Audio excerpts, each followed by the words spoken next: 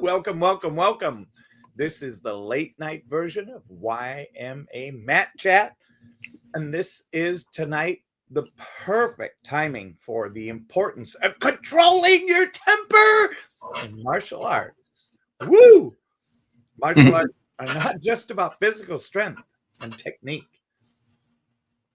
Martial arts emphasize discipline, self-control, and mental fortitude.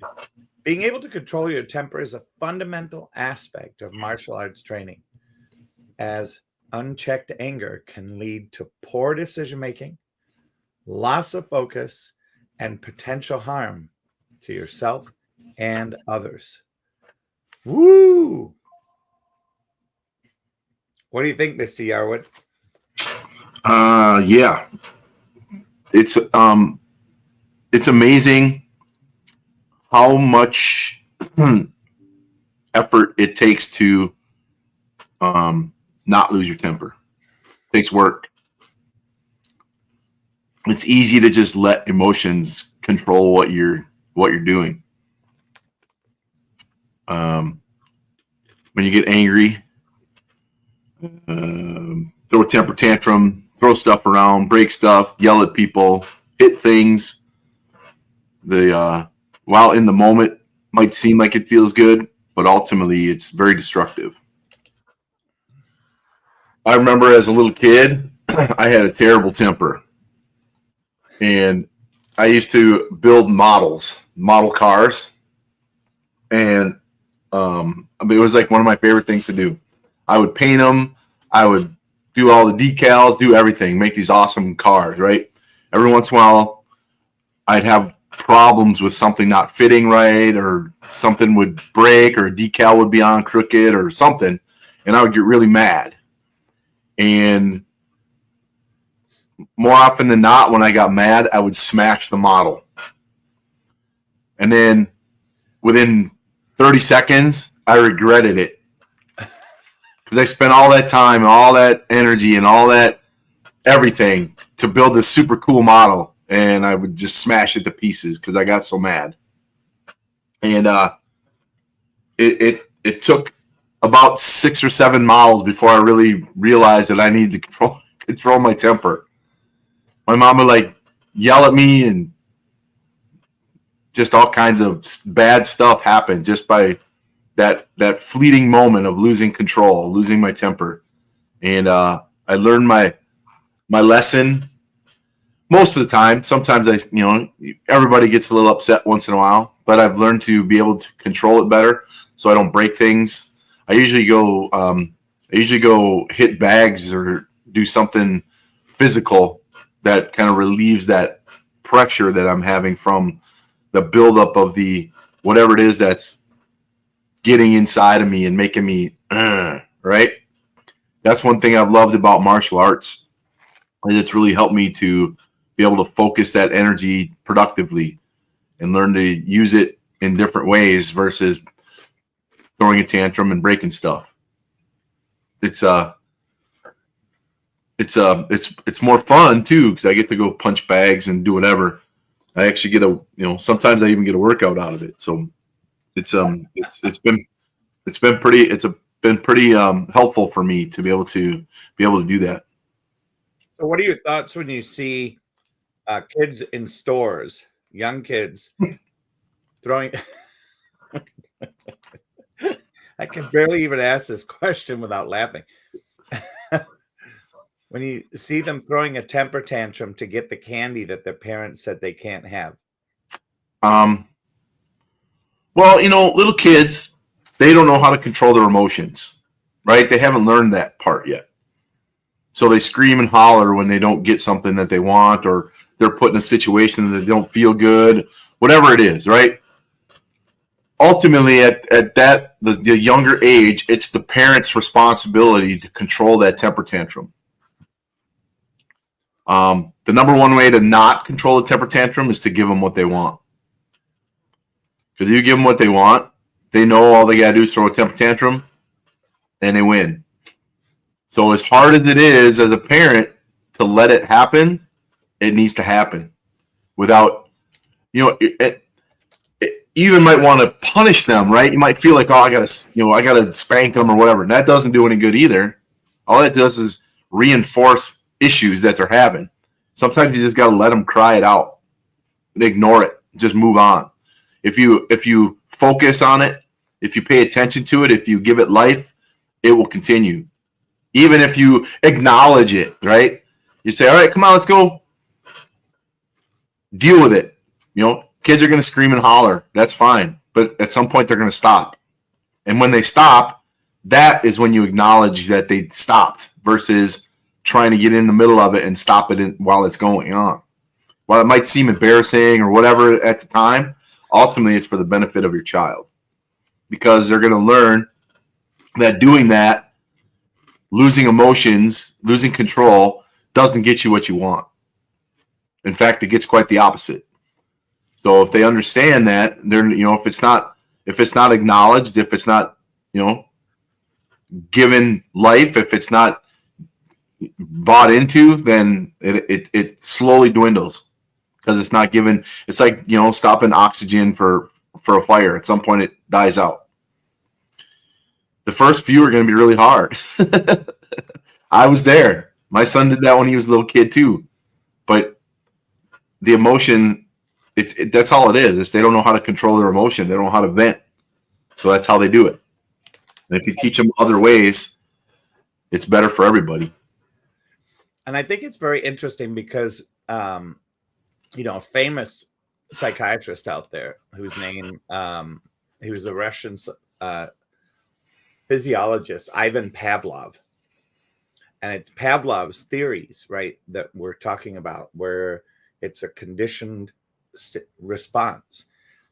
So children learn, well, if I complain enough, my mom will say no 5 times, and then she'll be so sick of me complaining that the 6th time she's going to say fine and give in.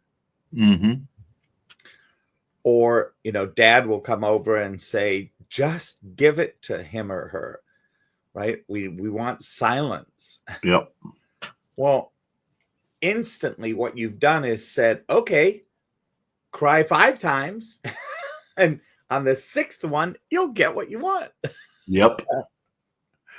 And now you've conditioned them for that response. And it's so interesting to watch it happen because you can't tell a parent. A lot of times you can't go up to a parent and say, and believe you me, I've tried it as an experiment.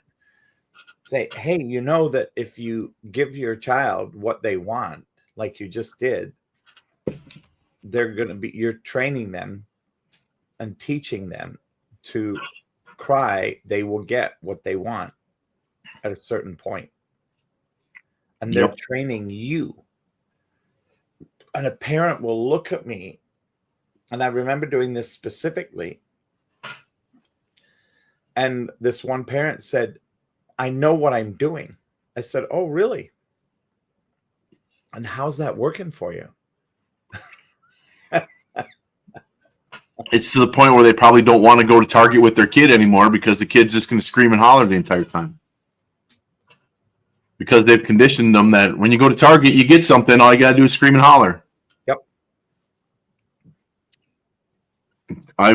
It's unfortunate, but it happens more often than not. And what that does is now it seeps into the rest of that kid's life with everything else that they do. They think that that's the way to get things, right?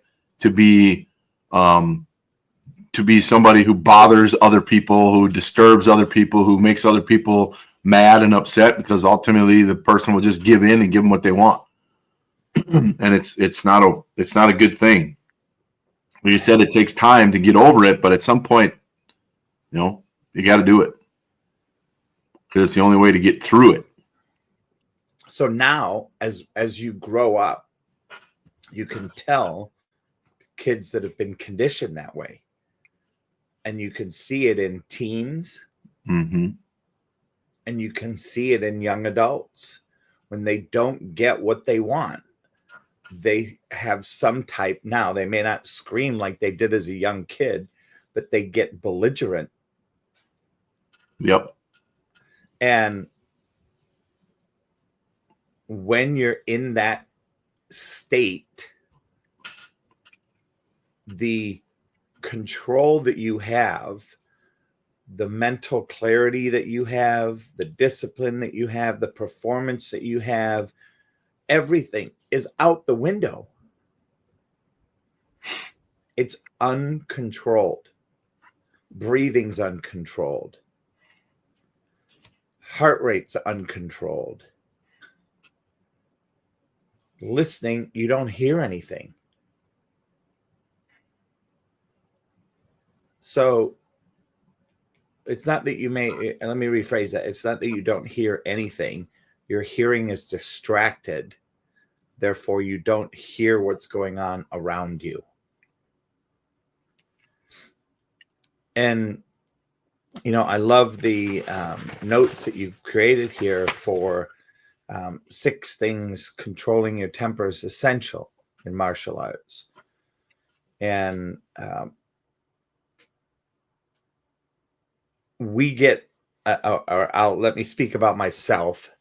I get frustrated if I can't do a move, a part of a form, or I don't do it well enough. And so what I've learned is, rather than getting angry, I take that fuel, that energy, and put it into focus and clarity. And I breathe. I do breathing exercises. I ground myself. And I repeat whatever I was doing until I get it.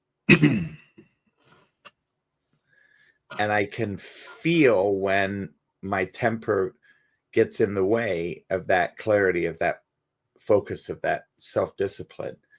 And it literally is like putting a big screen up. Yep.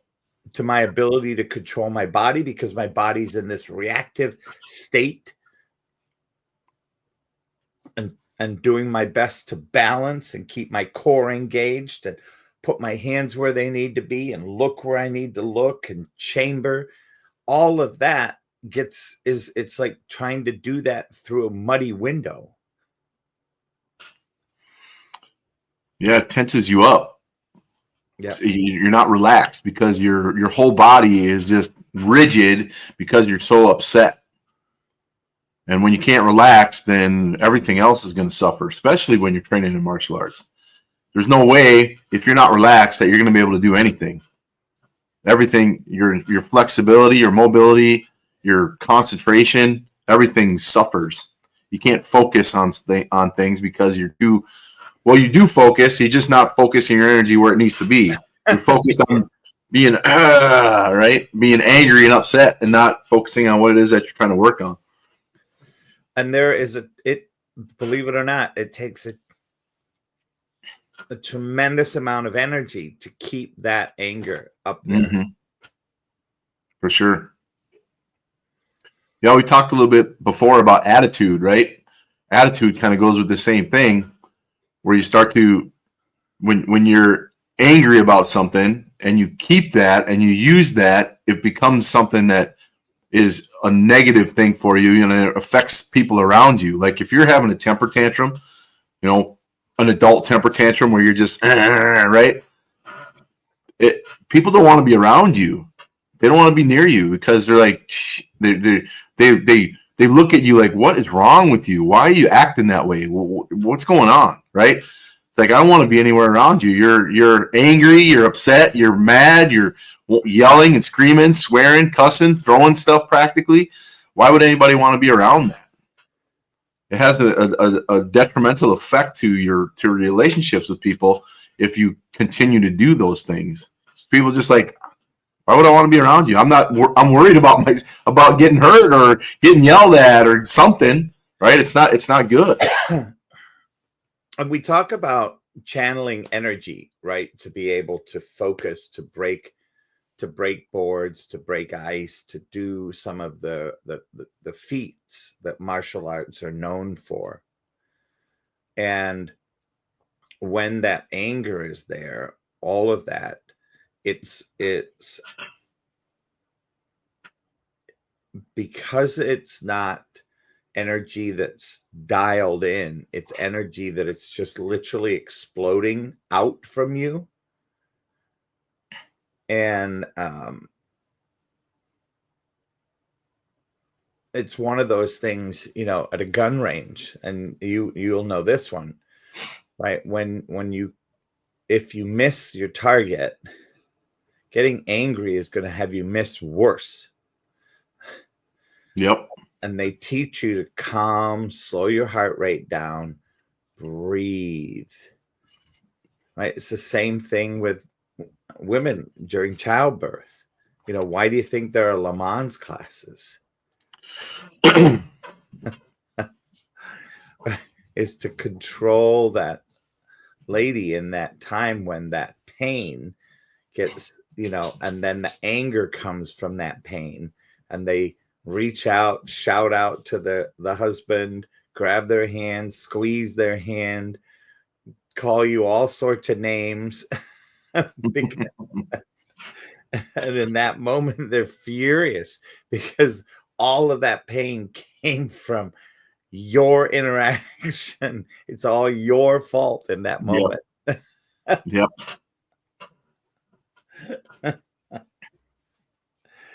So one of the things when we can control this, you know, and that's what they, you know, taking it back to that, that's what the Le Mans classes are doing, right? The husband, the significant other, you know, does the breathing and gets the mother,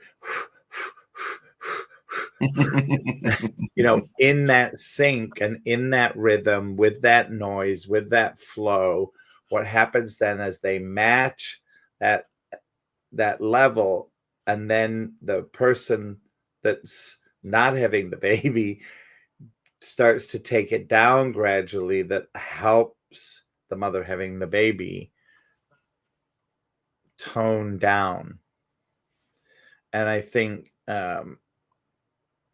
it really is something that when you then look at what it is when you're doing a form and you're breathing and you're then doing a key up, right? In that moment, that saying that vocal, that voice piece is channeling the energy into that punch, into that kick, into that hit, into that defense. And you don't have the same strength if you're angry because it's dissipated. Mm-hmm. Does that communicate? Yep. Yeah, that makes sense. I think too, being able to channel that energy, because I mean, there's no way we're not going to have those emotions that get us upset, that get us angry, right? It's how we respond to them is the important part. And if we're losing our temper all the time, that means we don't have control. And if you don't have control of your emotions, lots of things can happen that you don't want to happen. You can get lots of bad outcomes from things. One, like you said, back when I was a little kid, I'd smash things, right? In that moment, it felt really good. But then right afterwards, I felt like crap because I did something I didn't want to do. And I lost control of my emotions, and I let them get the best of me. And then I destroyed something that I liked, that I wanted, right? And there was nothing I could do about it after the fact. It was already done. Same thing will happen with relationships. You know, you have a bad temper, you yell and scream and say things that you don't necessarily mean to say, you break stuff, whatever, you can't take that back. And it creates rifts, it creates barriers, it creates all kinds of negative stuff between you and whoever that person is that you're dealing with. And it's hard to fix them, especially since now they don't they're a little wary of you because, like, well, man, this dude, he can lose his stuff fairly quickly, and who knows what it takes, right? One little thing could set him off. It's like a ticking time bomb. It's like, I don't want to be around somebody like that, right? And eventually you push people away because you can't control your emotions, can't control your anger, and you create all kinds of other issues.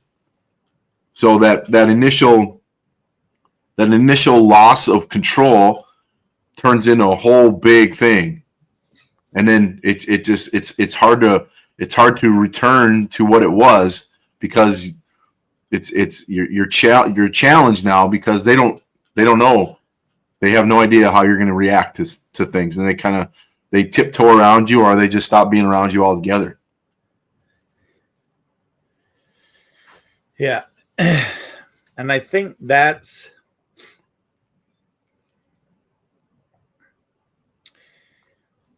when we look at what triggers people. Something has happened in our past. We have a reaction, and the person in our present, in our now, hits that trigger. Well, if we get angry and take it out on that person, they have no idea what they did. Yep. And when you react, it causes them to be defensive.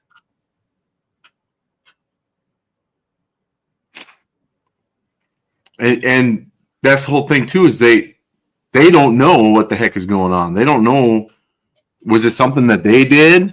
Was it something they have no idea, especially if you maybe don't even know what your reasoning for losing your temper was. They hit a trigger that you don't even realize that is there. You just respond, right? React without even thinking about it.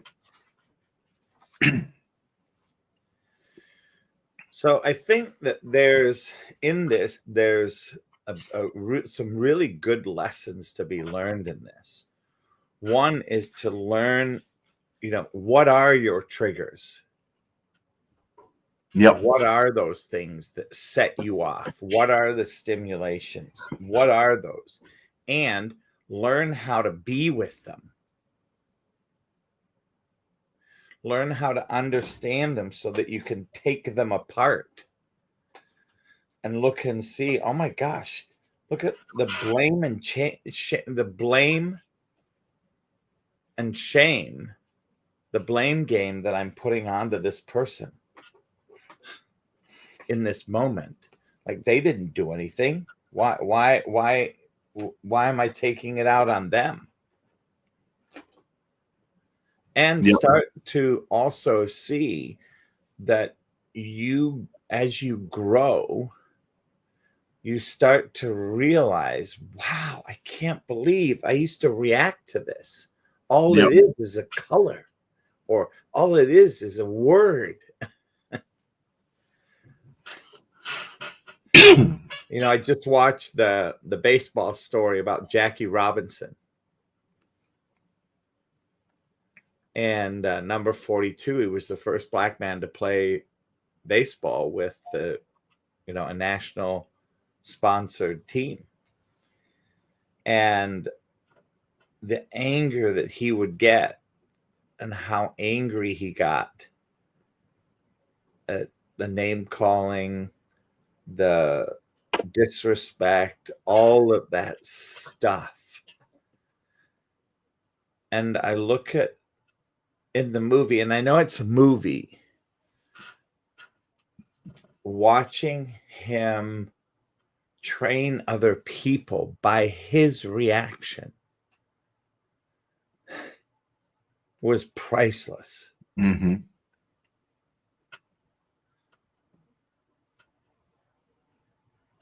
Yeah, it's an amazing thing, because whether we're doing positive or negative, we're teaching people how to react or respond or be around us, talk to us, by how we act, how we speak, how we interact.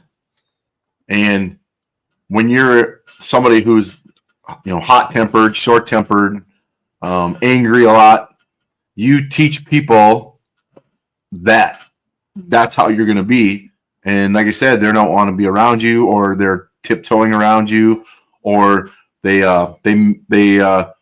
trying not to say things that are going to offend you, make you upset, whatever, because they don't want that response from you, right? So you're teaching people how to respond to you, how to react to you by how you act around them. And that goes for positive too. I mean, if you're a positive person like that, you have control of your tempers, you're actually going to have more people who actually want to be around you, because you don't respond violently or yelling and screaming to certain things. You just deal with things. People are like, oh, this person's calm and pays attention to what's going on. He's got normal responses to triggers. He's not going to scream and yell at me. He's not going to throw stuff, break stuff. Yeah.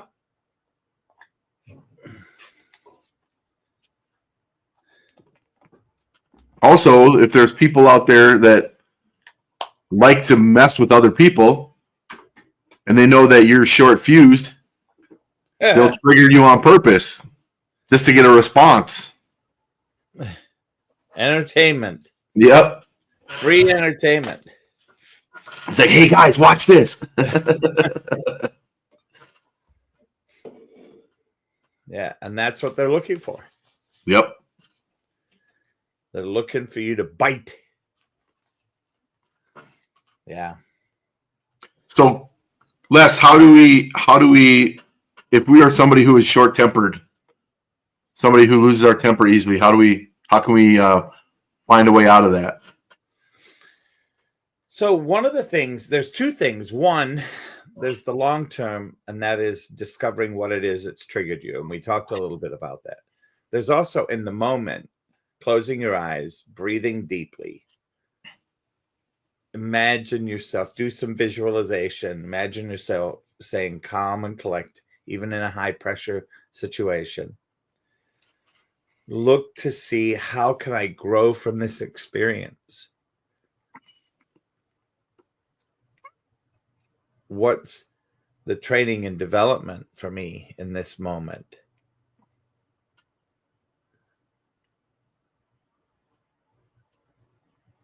And that is such a powerful opportunity to be able to step back and see and then learn. And that to me, that's the number one part of the process. Yeah, I think too, kind of in that vein is you want to detach yourself from what's going on and find out, why am I responding this way? Take a moment to think about, okay, what's happening? Why am I feeling this way? How can I change this? How can I use this trigger in a positive way that's good for me versus bad for me? What is it that makes me triggered? And how can I not necessarily avoid it, but start to notice that it's coming, notice when it happens. So just kind of step back out of yourself a little bit and look at you from a detachment perspective and say, hey, okay, what's going on right now? What's the situation? Why do I respond this way? And how can I change my response to this situation? Beautiful. I think the other thing is, so often we're in a hurry. There's an opportunity to pause. Mm-hmm. Yesterday I was speaking and I stopped speaking, and the people that were on their cell phones all looked up. Right? And then some of them, I think I was able to see almost a flash of anger and frustration that I had been able to capture them.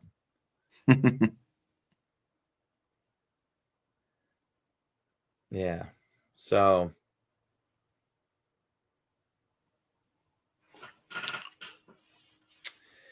I think doing this as far as, final thoughts, that whole 9 yard.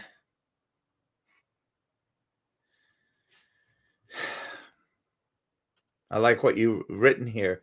True martial artists understand that strength is not just physical. It is mental and emotional as well. Controlling your temper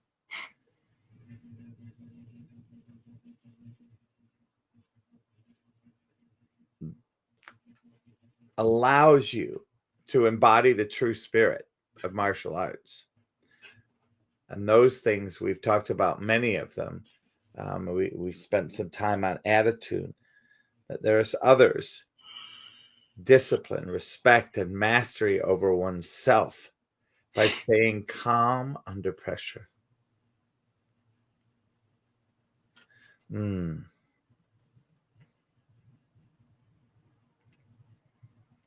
those things aren't just martial arts related.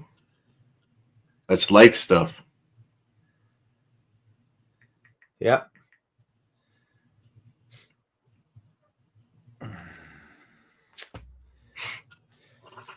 So anything else you want to share before we wrap up today? No, I just think if you're someone who's easily triggered by things, easily gets upset about things, start evaluating, like I said, step back and figure out what are those things that do that, why do they do that, and how can you change that?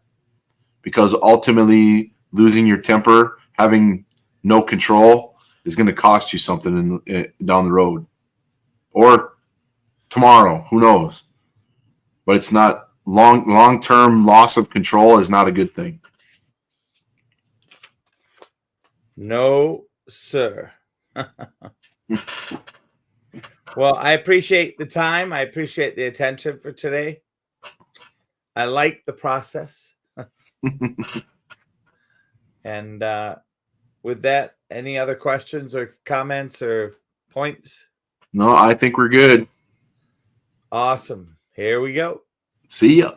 Bye.